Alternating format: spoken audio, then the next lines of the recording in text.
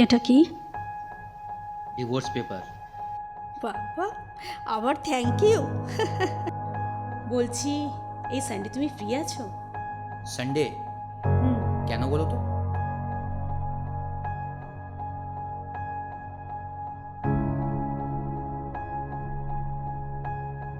ব্যস্ততার মাঝে একটু মেয়ের দিকেও খেয়াল রেখো।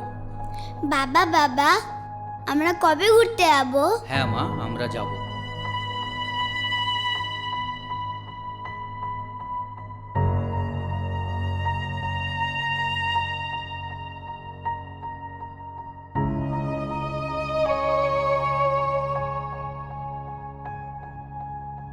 তোমার কাজকর্ম নিয়ে আমার খুব গর্ব হয়। কেন গো?